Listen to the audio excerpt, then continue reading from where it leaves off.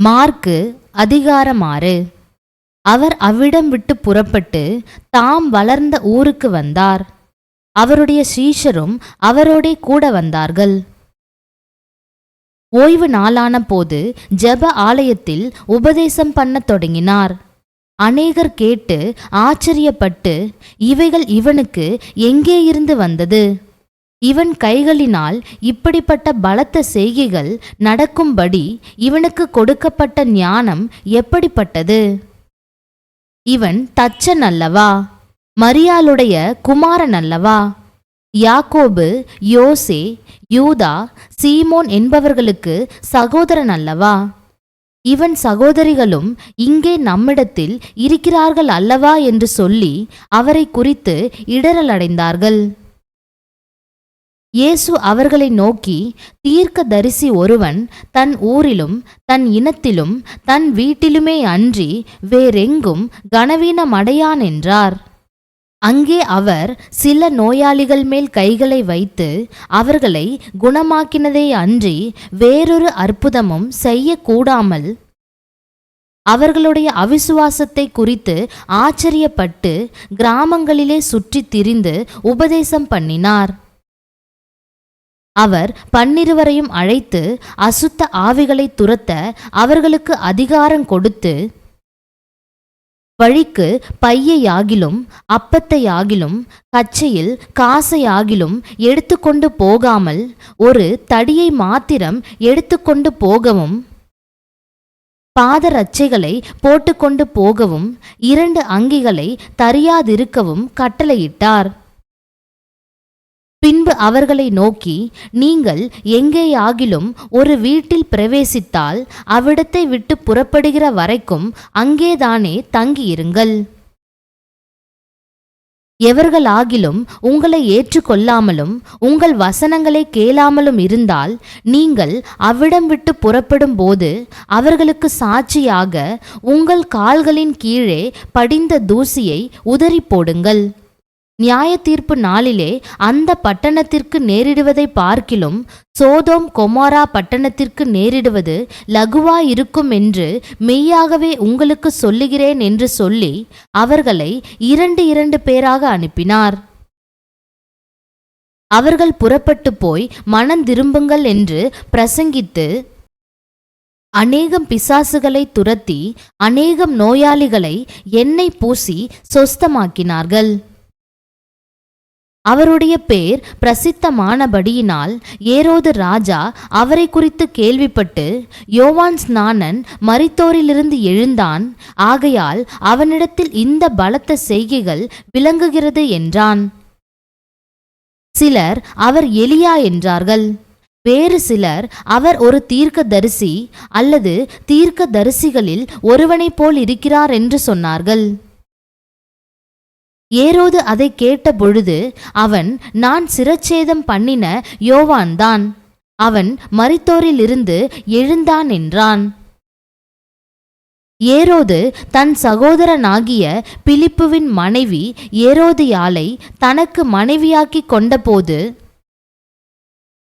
யோவான் ஏரோதை நோக்கி, நீர் உம்முடைய சகோதரன் மனைவியை வைத்து கொள்வது நியாயமல்லவென்று சொன்னதின் நிமித்தம் ஏரோது சேவகரை அனுப்பி யோவானை பிடித்து கட்டி காவலில் வைத்திருந்தான். ஏரோதியாலும் அவனுக்கு சதி நினைத்து அவனை கொன்று போட மனதாயிருந்தாள். ஆகிலும் அவளால் கூடாமற் போயிற்று. அதே நின்றால் யோவான் நீதியும் பரிசுத்தமும் உள்ளவன் என்று ஏரோது அறிந்து அவனுக்கு பயந்து அவனை பாதுகாத்து அவன் யோசனையின்படி அநேக காரியங்களை செய்து விருப்பத்தோடே அவன் சொல்லை கேட்டு வந்தான். பின்பு சமயம் வாய்த்தது. எப்படி என்றால், ஏரோது தன் ஜென்ம நாளிலே தன்னுடைய பிரபுக்களுக்கும் சேனாதிபதிகளுக்கும் கலிலேயா நாட்டின் பிரதான மனுஷருக்கும் ஒரு விருந்து பண்ணின போது ஏரோதியாளின் குமாரத்தி சபை நடுவே வந்து நடனம் பண்ணி ஏரோதுவையும் அவனோடே கூட பந்தி இருந்தவர்களையும் சந்தோஷப்படுத்தினாள்.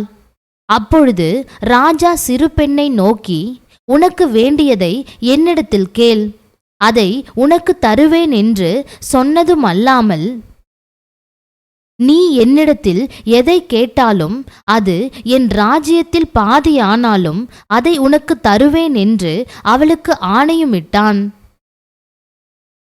அப்பொழுது அவள் வெளியே போய் நான் என்ன கேட்க வேண்டும் என்று தன் தாயினிடத்தில் கேட்டாள்.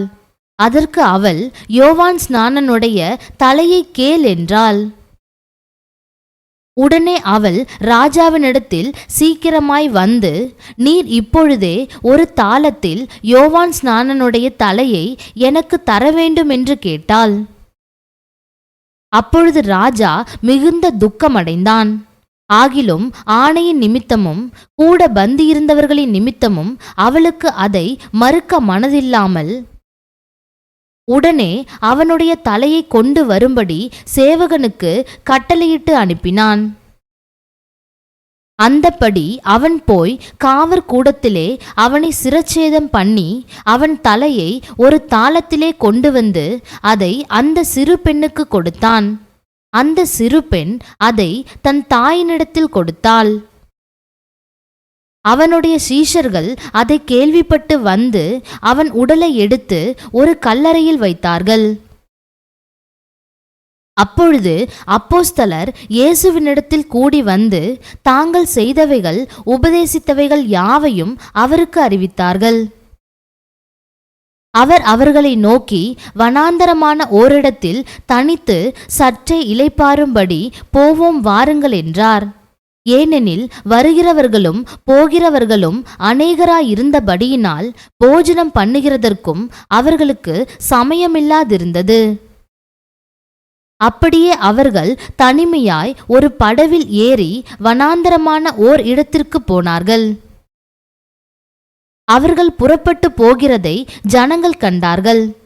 அவரை அறிந்த அநேகர் சகல பட்டணங்களிலும் இருந்து கால்நடையாய் அவ்விடத்திற்கு ஓடி அவர்களுக்கு முன்னே அங்கே சேர்ந்து அவரிடத்தில் கூடி வந்தார்கள். இயேசு கரையில் வந்து அநேக ஜனங்களைக் கண்டு அவர்கள் மேய்ப்பனில்லாத ஆடுகளைப் போல் இருந்தபடியால் அவர்கள் மேல் மனதுருகி அநேக காரியங்களை அவர்களுக்கு உபதேசிக்கத் தொடங்கினார். வெகு நேரம் சென்ற பின்பு அவருடைய சீஷர்கள் அவரிடத்தில் வந்து, இது வனாந்தரமான இடம், வெகு நேரமும் ஆயிற்று, புசிக்கிறதற்கும் இவர்களிடத்தில் ஒன்றுமில்லை. ஆகையால் இவர்கள் சுற்றி இருக்கிற கிராமங்களுக்கும் ஊர்களுக்கும் போய் தங்களுக்காக அப்பங்களை வாங்கிக் கொள்ளும்படி இவர்களை அனுப்பிவிட வேண்டும் என்றார்கள். அவர் அவர்களை நோக்கி, நீங்களே அவர்களுக்கு போஜனம் கொடுங்கள் என்றார். அதற்கு அவர்கள், நாங்கள் போய் 200 பணத்துக்கு அப்பங்களை வாங்கி இவர்களுக்கு புசிக்கும்படி கொடுக்க கூடுமோ என்றார்கள். அதற்கு அவர், உங்களிடத்தில் எத்தனை அப்பங்கள் உண்டு? போய் பாருங்கள் என்றார். அவர்கள் பார்த்து வந்து, 5 அப்பங்களும் 2 மீன்களும் உண்டு என்றார்கள். அப்பொழுது எல்லாரையும் பசும் புல்லின் மேல் பந்தி பந்தியாக உட்கார வைக்கும்படி அவர்களுக்கு கட்டளையிட்டார். அப்படியே வரிசை வரிசையாய் 100 பேராகவும் 50 பேராகவும் உட்கார்ந்தார்கள். அவர் அந்த 5 அப்பங்களையும் அந்த 2 மீன்களையும் எடுத்து வானத்தை அண்ணாந்து பார்த்து ஆசீர்வதித்து அப்பங்களை பிட்டு அவர்களுக்கு பரிமாறும்படி தம்முடைய சீஷர்களிடத்தில் கொடுத்தார். அப்படியே 2 மீன்களையும் எல்லாருக்கும் பங்கிட்டார். எல்லோரும் சாப்பிட்டு திருப்தி அடைந்தார்கள். மேலும் அப்பங்களிலும் மீன்களிலும் மீதியான துணிக்கைகளை 12 கூடை நிறைய எடுத்தார்கள். அப்பம் சாப்பிட்ட புருஷர் ஏறக்குறைய 5000 பேராயிருந்தார்கள். அவர் ஜனங்களை அனுப்பி விடுகையில் தம்முடைய சீஷர்கள் படவில் ஏறி அக்கரையில் பெத்சாயிதாவுக்கு எதிராக தமக்கு முன்னே போகும்படி அவர்களை துரிதப்படுத்தினார். அவர் ஜனங்களை அனுப்பிவிட்ட பின்பு ஜெபம் பண்ணும்படி ஒரு மலையின் மேல் ஏறினார். சாயங்காலமான போது படவு நடுக்கடலில் இருந்தது. அவரோ கரையிலே தனிமையாயிருந்தார். அப்பொழுது காற்று அவர்களுக்கு எதிராயிருந்தபடியினால் அவர்கள் தண்டு வலிக்கிறதில் வருத்தப்படுகிறதை அவர் கண்டு ராத்திரியில் 4ஆம் ஜாமத்தில் கடலின் மேல் நடந்து அவர்களிடத்தில் வந்து அவர்களை கடந்து போகிறவர் போல் காணப்பட்டார். அவர் கடலின் மேல் நடக்கிறதை அவர்கள் கண்டு ஆவேசம் என்று எண்ணி சத்தமிட்டு அலறினார்கள். அவர்கள் எல்லாரும் அவரை கண்டு கலக்கமடைந்தார்கள். உடனே அவர் அவர்களோடே பேசி, திடன் கொள்ளுங்கள், நான் தான், பயப்படாதிருங்கள் என்று சொல்லி அவர்கள் இருந்த படவில் ஏறினார். அப்பொழுது காற்று அமர்ந்தது. அதனால் அவர்கள் தங்களுக்குள்ளே மிகவும் பிரமித்து ஆச்சரியப்பட்டார்கள். அவர்களுடைய இருதயம் கடினம் உள்ளதாயிருந்தபடியினால் அப்பங்களை குறித்து அவர்கள் உணராமற் போனார்கள். அவர்கள் கடலை கடந்து கெனேசரேத் என்னும் நாட்டிற்கு வந்து கரை பிடித்தார்கள். அவர்கள் படவிலிருந்து இறங்கின உடனே ஜனங்கள் அவரை அறிந்து அந்த சுற்றுப்புறமெங்கும் ஓடித் திரிந்து பிணியாளிகளை படுக்கைகளில் கிடத்தி அவர் வந்திருக்கிறார் என்று கேள்விப்பட்ட இடங்களிலெல்லாம் சுமந்து கொண்டு வந்தார்கள். அல்லாமலும் அவர் பிரவேசித்த கிராமங்கள், பட்டணங்கள், நாடுகள் எவைகளோ அவைகளின் சந்தை வெளிகளிலே வியாதிக்காரரை வைத்து அவருடைய வஸ்திரத்தின் ஓரத்தை ஆகிலும் அவர்கள் தொடும்படி உத்தரவாக வேண்டும் என்று அவரை வேண்டிக் கொண்டார்கள். அவரை தொட்ட யாவரும் சொஸ்தமானார்கள். அதிகாரம் 7. எருசலேமிலிருந்து வந்த பரிசேயரும் வேத பாரகரில் சிலரும் அவரிடத்தில் கூடி வந்தார்கள். அப்பொழுது அவருடைய சீஷரில் சிலர் கழுவாத அசுத்த கைகளாலே போஜனம் பண்ணுகிறதை அவர்கள் கண்டு குற்றம் பிடித்தார்கள். ஏனெனில் பரிசேயர் முதலிய யூதர் அனைவரும் முன்னோர்களின் பாரம்பரியத்தை கைக்கொண்டு அடிக்கடி கை கழுவினால் ஒழிய சாப்பிட மாட்டார்கள். கடையிலிருந்து வரும்போதும் ஸ்நானம் பண்ணாமல் சாப்பிட மாட்டார்கள். அப்படியே செம்புகளையும் கிண்ணங்களையும் செப்பு குடங்களையும் மனைகளையும் கழுவுகிறதும் அல்லாமல் வேறு அநேக ஆசாரங்களையும் கைக்கொண்டு வருவார்கள். அப்பொழுது அந்த பரிசேயரும் வேத பாரகரும் அவரை நோக்கி, உம்முடைய சீஷர்கள் முன்னோர்களின் பாரம்பரியத்தை மீறி ஏன் கை கழுவாமல் சாப்பிடுகிறார்கள் என்று கேட்டார்கள்.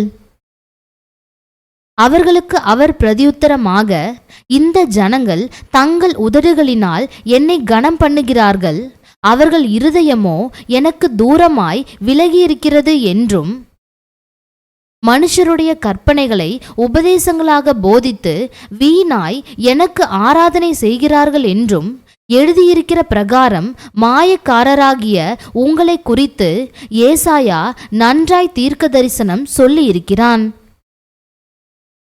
நீங்கள் தேவனுடைய கட்டளையை தள்ளிவிட்டு மனுஷருடைய பாரம்பரியத்தை கைக்கொண்டு வருகிறவர்களாய் கிண்ணங்களையும் செம்புகளையும் கழுவுகிறீர்கள் மற்றும் இப்படிப்பட்ட அநேக சடங்குகளையும் அனுசரித்து வருகிறீர்கள் என்றார். பின்னும் அவர் அவர்களை நோக்கி, நீங்கள் உங்கள் பாரம்பரியத்தை கைக்கொள்ளும்படிக்கு தேவனுடைய கட்டளைகளை வியர்த்தமாக்கினது நன்றாயிருக்கிறது. எப்படியெனில், உன் தகப்பனையும் உன் தாயையும் கனம் பண்ணுவாயாக என்றும், தகப்பனையாவது தாயையாவது நிந்திக்கிறவன் கொல்லப்பட வேண்டும் என்றும் மோசே சொல்லியிருக்கிறாரே. நீங்களோ ஒருவன் தன் தகப்பனையாவது தாயையாவது நோக்கி, உனக்கு நான் செய்யத்தக்க உதவி எது உண்டோ அதை கொர்பான் என்னும் காணிக்கையாக கொடுக்கிறேன் என்று சொல்லிவிட்டால் அவனுடைய கடமை தீர்ந்தது என்று சொல்லி அவனை இனி தன் தகப்பனுக்காவது தன் தாய்க்காவது யாதொரு உதவியும் செய்ய ஒட்டாமல் நீங்கள் போதித்த உங்கள் பாரம்பரியத்தினால் தேவ வசனத்தை அவமாக்குகிறீர்கள். இது போலவே நீங்கள் மற்றும் அநேக காரியங்களையும் செய்கிறீர்கள் என்று சொன்னார். பின்பு அவர் ஜனங்கள் எல்லாரையும் வரவழைத்து அவர்களை நோக்கி, நீங்கள் எல்லாரும் எனக்கு செவி கொடுத்து உணருங்கள். மனுஷனுக்கு புறம்பே இருந்து அவனுக்குள்ளே போகிறதொன்றும் அவனை தீட்டுப்படுத்த மாட்டாது. அவன் உள்ளத்திலிருந்து புறப்படுகிறவைகளே அவனை தீட்டுப்படுத்தும். கேட்கிறதற்கு ஒருவன் காதுள்ளவனாய் இருந்தால் கேட்க கடவன் என்றார்.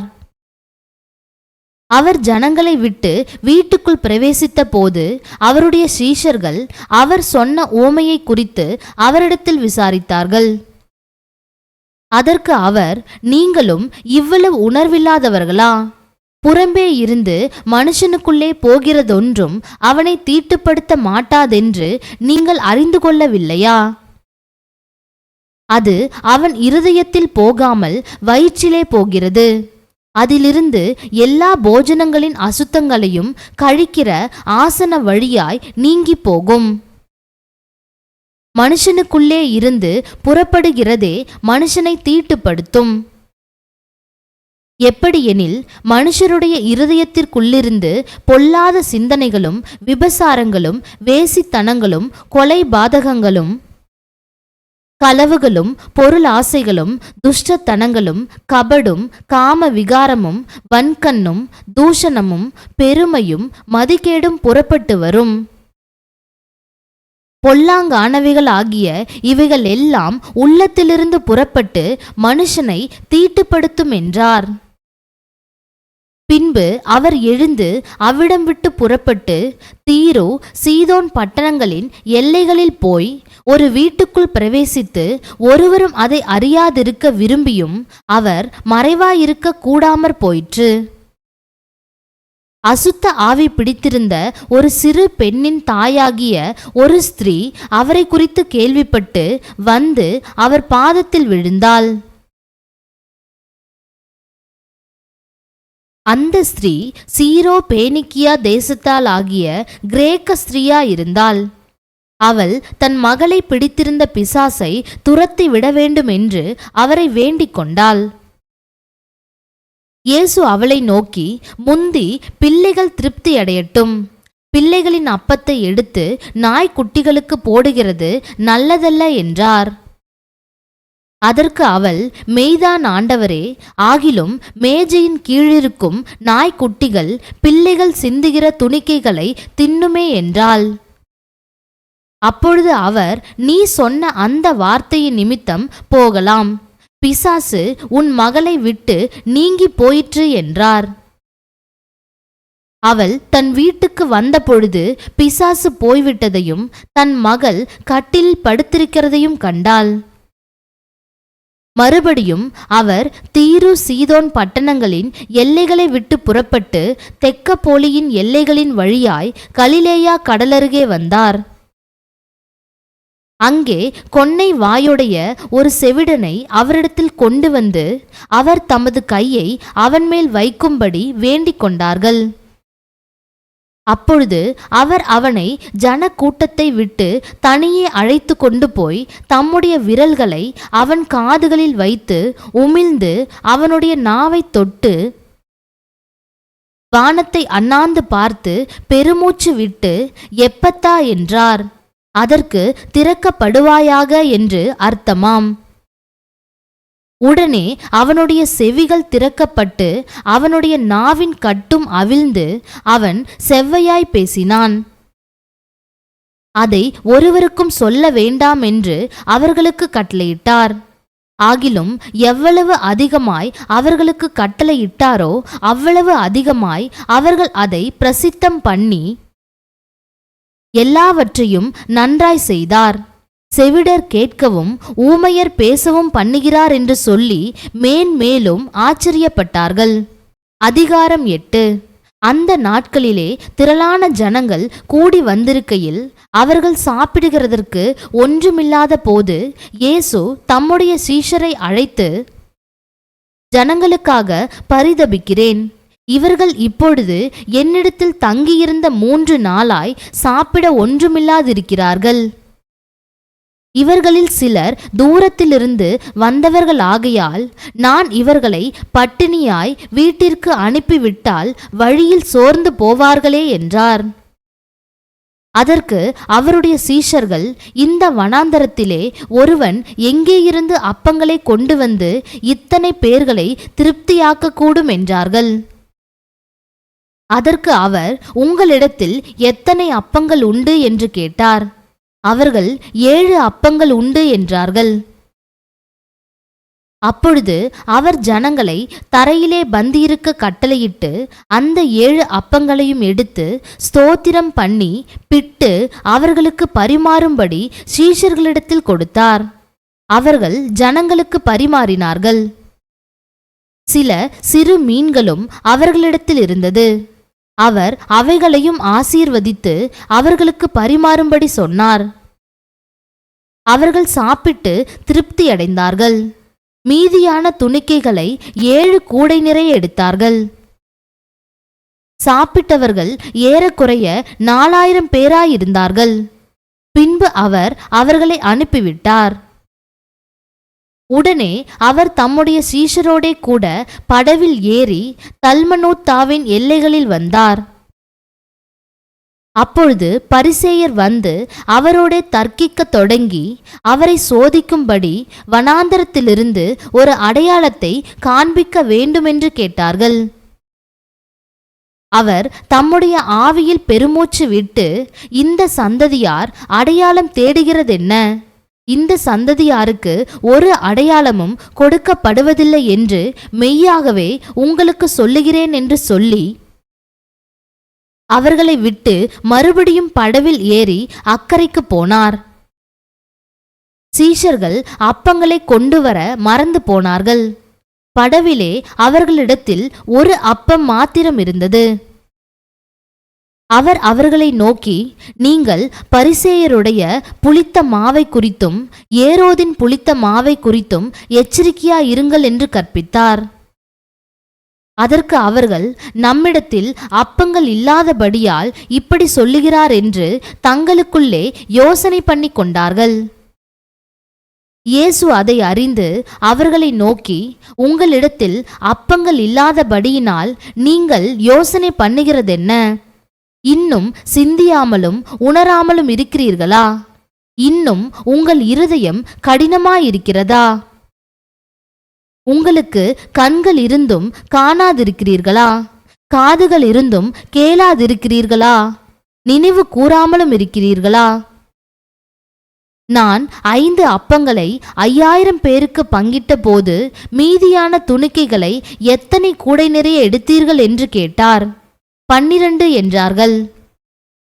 நான் 7 அப்பங்களை 4000 பேருக்கு பங்கிட்ட போது மீதியான துணிக்கைகளை எத்தனை கூடை நிறைய எடுத்தீர்கள் என்று கேட்டார். 7 என்றார்கள். அப்படியானால் நீங்கள் உணராதிருக்கிறது எப்படி என்றார். பின்பு அவர் பெத்சாய்தா ஊருக்கு வந்தார். அப்பொழுது ஒரு குருடனை அவரிடத்தில் கொண்டு வந்து அவனை தொடும்படி அவரை வேண்டிக் கொண்டார்கள். அவர் குருடனுடைய கையை பிடித்து அவனை கிராமத்துக்கு வெளியே அழைத்து கொண்டு போய் அவன் கண்களில் உமிழ்ந்து அவன் மேல் கைகளை வைத்து, எதையாகிலும் காண்கிறாயா என்று கேட்டார். அவன் ஏறிட்டு பார்த்து, நடக்கிற மனுஷரை மரங்களைப் போல காண்கிறேன் என்றான். பின்பு அவர் மறுபடியும் அவன் கண்களின் மேல் கைகளை வைத்து அவனை ஏறிட்டு பார்க்கும்படி செய்தார். அப்பொழுது அவன் சொஸ்தம் அடைந்து யாவரையும் தெளிவாய் கண்டான். பின்பு அவர் அவனை நோக்கி, நீ கிராமத்தில் பிரவேசியாமலும் கிராமத்தில் இதை ஒருவருக்கும் சொல்லாமலும் இரு என்று சொல்லி அவனை வீட்டிற்கு அனுப்பிவிட்டார். பின்பு இயேசுவும் அவருடைய சீஷர்களும் புறப்பட்டு பிலிப்பு செசரியா பட்டணத்தை சேர்ந்த கிராமங்களுக்கு போனார்கள். வழியிலே அவர் தம்முடைய சீஷர்களை நோக்கி, ஜனங்கள் என்னை யார் என்று சொல்லுகிறார்கள் என்று கேட்டார். அதற்கு அவர்கள், சிலர் உம்மை யோவான் ஸ்நானன் என்றும், சிலர் எலியா என்றும், வேறு சிலர் தீர்க்க தரிசிகளில் ஒருவர் என்றும் சொல்லுகிறார்கள் என்றார்கள். அப்பொழுது அவர், நீங்கள் என்னை யார் என்று சொல்லுகிறீர்கள் என்று கேட்டார். பேதுரு பிரதியுத்தரமாக, நீர் கிறிஸ்து என்றான். அப்பொழுது தம்மை குறித்து ஒருவருக்கும் சொல்லாதபடிக்கு அவர்களுக்கு உறுதியாய் கட்டளையிட்டார். அல்லாமலும் மனுஷகுமாரன் பல பாடுகள் பட்டு மூப்பராலும் பிரதான ஆசாரியராலும் வேத பாரகராலும் ஆகாதவன் என்று தள்ளப்பட்டு கொல்லப்பட்டு 3 நாளைக்கு பின்பு உயிர் தெழுந்திருக்க வேண்டியதென்று அவர்களுக்கு போதிக்கத் தொடங்கினார். இந்த வார்த்தையை அவர் தாராளமாக சொன்னார். அப்பொழுது பேதுரு அவரை தனியே அழைத்து கொண்டு போய் அவரை கடிந்து கொள்ளத் தொடங்கினான். அவர் திரும்பி தம்முடைய சீஷரை பார்த்து பேதுருவை நோக்கி, எனக்கு பின்னாக போ சாத்தானே, நீ தேவனுக்கு ஏற்றவைகளை சிந்தியாமல் மனுஷருக்கு ஏற்றவைகளை சிந்திக்கிறாய் என்று சொல்லி அவனை கடிந்து கொண்டார். பின்பு அவர் ஜனங்களையும் தம்முடைய சீஷர்களையும் தம்மிடத்தில் அழைத்து, ஒருவன் என் பின்னே வர விரும்பினால் அவன் தன்னைத்தான் வெறுத்து தன் சிலுவையை எடுத்துக்கொண்டு என்னை பின்பற்ற கடவன். தன் ஜீவனை ரட்சிக்க விரும்புகிறவன் அதை இழந்து போவான். என் நிமித்தமாகவும் சுவிசேஷத்தின் நிமித்தமாகவும் தன் ஜீவனை இழந்து போகிறவன் அதை ரட்சித்து கொள்ளுவான். மனுஷன் உலகம் முழுவதையும் ஆதாயப்படுத்தி கொண்டாலும் தன் ஜீவனை நஷ்டப்படுத்தினால் அவனுக்கு லாபம் என்ன? மனுஷன் தன் ஜீவனுக்கு ஈடாக என்னத்தை கொடுப்பான்? ஆதலால் விபசாரமும் பாவமும் உள்ள இந்த சந்ததியில் என்னை குறித்தும் என் வார்த்தைகளை குறித்தும் எவன் வெட்கப்படுவானோ அவனை குறித்து மனுஷகுமாரனும் தாம் அதிகாரம் 9. அன்றியும் அவர் அவர்களை நோக்கி, இங்கே நிற்கிறவர்களில் சிலர் தேவனுடைய ராஜ்யம் பலத்தோடே வருவதை காணும் முன் மரணத்தை ருசி பார்ப்பதில்லை என்று மெய்யாகவே உங்களுக்கு சொல்லுகிறேன் என்றார். 6 நாளைக்கு பின்பு இயேசு பேதுருவையும் யாக்கோபையும் யோவானையும் அழைத்து உயர்ந்த மலையின் மேல் அவர்களை தனியே கூட்டிக் கொண்டு போய் அவர்களுக்கு முன்பாக மறுரூபமானார். அவருடைய வஸ்திரம் உறைந்த மழையைப் போல் பூமியிலே எந்த வண்ணானும் வெளுக்கக்கூடாத வெண்மையாய் பிரகாசித்தது. அப்பொழுது மோசேயும் எலியாவும் இயேசுவுடனே பேசுகிறவர்களாக அவர்களுக்கு காணப்பட்டார்கள். அப்பொழுது பேதுரு இயேசுவை நோக்கி, ரபி, நாம் இங்கே இருக்கிறது நல்லது. உமக்கு ஒரு கூடாரமும் மோசேக்கு ஒரு கூடாரமும் எலியாவுக்கு ஒரு கூடாரமுமாக 3 கூடாரங்களை போடுவோம் என்றான். அவர்கள் மிகவும் பயந்திருந்தபடியால் தான் பேசுகிறது இன்னதென்று அறியாமல் இப்படி சொன்னான். அப்பொழுது ஒரு மேகம் அவர்கள் மேல் நிழலிட்டது. இவர் என்னுடைய நேசகுமாரன், இவருக்கு செவி கொடுங்கள் என்று அந்த மேகத்திலிருந்து ஒரு சத்தம் உண்டாயிற்று. உடனே அவர்கள் சுற்றிலும் பார்த்தபோது இயேசு ஒருவரை தவிர வேறொருவரையும் காணவில்லை. அவர்கள் மலையிலிருந்து இறங்குகிற போது அவர் அவர்களை நோக்கி, மனுஷகுமாரன் மரித்தோரிலிருந்து எழுந்திருக்கும் வரைக்கும் நீங்கள் கண்டவைகளை ஒருவருக்கும் சொல்ல வேண்டாம் என்று கட்டளையிட்டார். மரித்தோரிலிருந்து எழுந்திருப்பது என்னவென்று அவர்கள் ஒருவரிடத்தில் ஒருவர் விசாரித்து அந்த வார்த்தையை தங்களுக்குள்ளே அடக்கிக் கொண்டு, எலியா முந்தி வரவேண்டும் என்று வேத பாரகர் சொல்லுகிறார்களே, அதெப்படி என்று அவரிடத்தில் கேட்டார்கள்.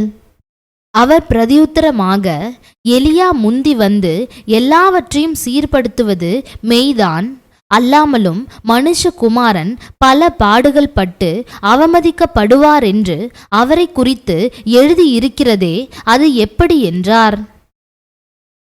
ஆனாலும் எலியா வந்தாயிற்று. அவனை குறித்து எழுதியிருக்கிற பிரகாரம் தங்களுக்கு இஷ்டமானபடி அவனுக்கு செய்தார்கள் என்று உங்களுக்கு சொல்லுகிறேன் என்றார். பின்பு அவர் சீஷரிடத்தில் வந்தபோது அவர்களை சுற்றி திரளான ஜனங்கள் நிற்கிறதையும் அவர்களோடே வேத பாரகர் தர்கிக்கிறதையும் கண்டார். ஜனங்கள் எல்லாரும் அவரை கண்டவுடனே மிகவும் ஆச்சரியப்பட்டு ஓடி வந்து அவருக்கு வந்தனம் செய்தார்கள். அவர் வேதபாரகரை நோக்கி, நீங்கள் இவர்களோடே என்னத்தை குறித்து தர்க்கம் பண்ணுகிறீர்கள் என்று கேட்டார். அப்பொழுது ஜனக்கூட்டத்தில் ஒருவன் அவரை நோக்கி, போதகரே, ஊமையான ஒரு ஆவி பிடித்த என் மகனை உம்மிடத்தில் கொண்டு வந்தேன். அது அவனை எங்கே பிடித்தாலும் அங்கே அவனை அலைக்கழிக்கிறது. அப்பொழுது அவன் நுரை தள்ளி பல்லை கடித்து சோர்ந்து போகிறான். அதை துரத்தி விடும்படி உம்முடைய சீஷரிடத்தில் கேட்டேன், அவர்களால் கூடாமற் போயிற்று என்றான்.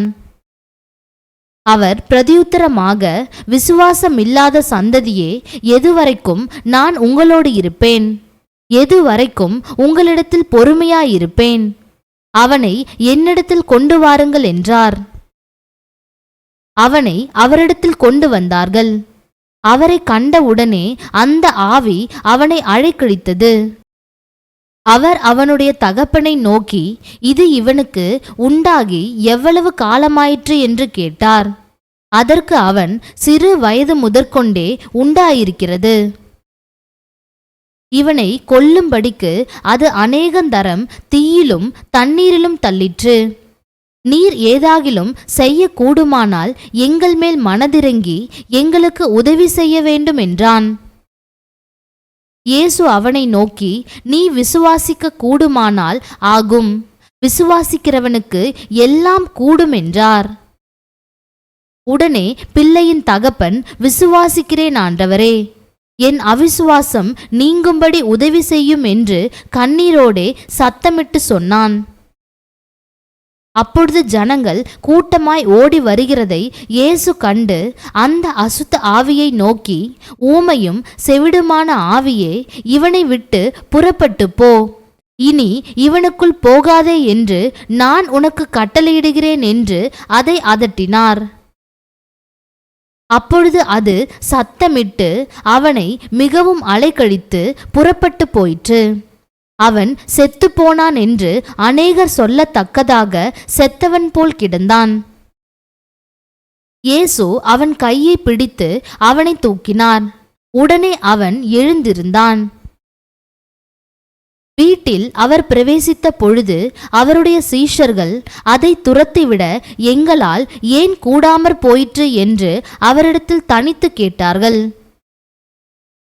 அதற்கு அவர், இவ்வகை பிசாசு ஜெபத்தினாலும் உபவாசத்தினாலுமே அன்றி மற்றெவ்விதத்தினாலும் புறப்பட்டு போகாது என்றார். பின்பு அவ்விடம் விட்டு புறப்பட்டு கலிலேயாவை கடந்து போனார்கள். அதை ஒருவரும் அறியாதிருக்க வேண்டுமென்று விரும்பினார். ஏனெனில் மனுஷகுமாரன் மனுஷர் கைகளில் ஒப்புக்கொடுக்கப்படுவார் என்றும் அவர்கள் அவரை கொன்று போடுவார்கள் என்றும் கொல்லப்பட்டு 3ஆம் நாளிலே உயிர்த்தெழுந்திருப்பார் என்றும் அவர் தம்முடைய சீஷர்களுக்கு போதகம் பண்ணி சொல்லியிருந்தார். அவர்களோ அந்த வார்த்தையை அறிந்து கொள்ளவில்லை. அதை குறித்து அவரிடத்தில் கேட்கவும் பயந்தார்கள். அவர் கப்பர்நகூமுக்கு வந்து வீட்டிலே இருக்கும்போது அவர்களை நோக்கி, நீங்கள் வழியிலே எதை குறித்து உங்களுக்குள்ளே தர்க்கம் பண்ணினீர்கள் என்று கேட்டார். அதற்கு அவர்கள் பேசாமல் இருந்தார்கள். ஏனெனில் அவர்கள் தங்களுக்குள்ளே எவன் பெரியவன் என்று வழியில் தர்க்கம் பண்ணினார்கள். அப்பொழுது அவர் உட்கார்ந்து 12 அழைத்து, எவனாகிலும் முதல்வனாயிருக்க விரும்பினால் அவன் எல்லாருக்கும் கடையானவனும் எல்லாருக்கும் ஊழியக்காரனுமாயிருக்க கடவன் என்று சொல்லி, ஒரு சிறு பிள்ளையை எடுத்து அதை அவர்கள் நடுவிலே நிறுத்தி அதை அணைத்து கொண்டு, இப்படிப்பட்ட சிறு பிள்ளைகளில் ஒன்றை என் நாமத்தினாலே ஏற்றுக்கொள்ளுகிறவன் என்னை ஏற்றுக்கொள்ளுகிறான், என்னை ஏற்றுக்கொள்ளுகிறவன் என்னை அல்ல என்னை அனுப்பினவரை ஏற்றுக்கொள்ளுகிறான் என்றார். அப்பொழுது யோவான் அவரை நோக்கி, போதகரே, நம்மை பின்பற்றாதவன் ஒருவன் உமது நாமத்தினாலே பிசாசுகளை துரத்துகிறதைக் கண்டோம். அவன் நம்மை பின்பற்றாதவனானதால் அவனை தடுத்தோம் என்றான். அதற்கு இயேசு, அவனை தடுக்க வேண்டாம். என் நாமத்தினாலே அற்புதம் செய்கிறவன் எளிதாய் என்னை குறித்து தீங்கு சொல்ல மாட்டான். நமக்கு விரோதமாயிராதவன் நமது பட்சத்தில் இருக்கிறான்.